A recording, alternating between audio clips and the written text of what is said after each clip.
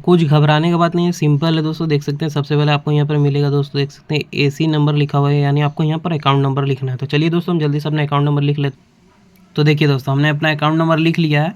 उसके बाद यहाँ पर दोस्तों देख सकते हैं कि लिखा हुआ है नेम, तो यहाँ पर अपना अकाउंट होल्डर नेम, जिसका भी अकाउंट में आप जमा कर रहे हो उसका नाम लिख देना है। वो लिख देने के बाद दोस्तों आपको यहाँ पर लिखा हुआ देख सकते हैं अमाउंट, तो यहाँ पर आपको लिख देना है कितना आप अमाउंट जमा कर रहे हैं। तो चलिए हम लिख देते हैं जल्दी। तो आपको दोस्तों अमाउंट इस तरीके से लिखना है, उसके बाद साइड में ऐसे स्लैश दे के डैश दे देना है, ठीक है। उसके बाद नीचे लिखा हुआ दोस्तों रुपीज़ इन वर्ड्स, आपको अब स्पेलिंग में लिख देना है कि आप कितना पैसा जमा दे रहे हैं। जैसे 1000 है तो 1000 आपको नीचे लिख दें। तो मैंने लिख दिया दोस्तों। उसके बाद आपको क्या करना है मैं दिखा देता हूँ।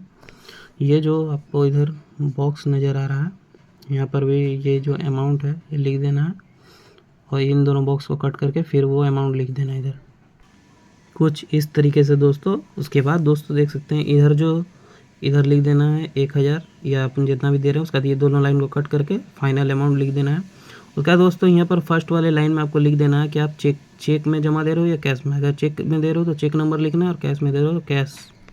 उसके बाद दोस्तों जो आपको ये ऊपर जो जगह शो हो रहा है, यहाँ पर जो डेट लिखा हुआ है, यहाँ पर आपको 20 तो लिखा ही रहेगा, सिर्फ आपको यहाँ पर अगर 2025 में दे रहे हो तो 25 लिख देना है। जैसे कि अभी 2025 चल रहा है तो हम बगल में 25 लिख देंगे, और कौन सा महीना चल रहा है वो यहाँ पर बीच में लिख देंगे, और कौन सा डेट है वो फर्स्ट में लिख देंगे। तो चलिए हम लिख देते हैं कुछ इस तरीके से दोस्तों। उसके बाद इस लाइन पे हम आ जाते हैं।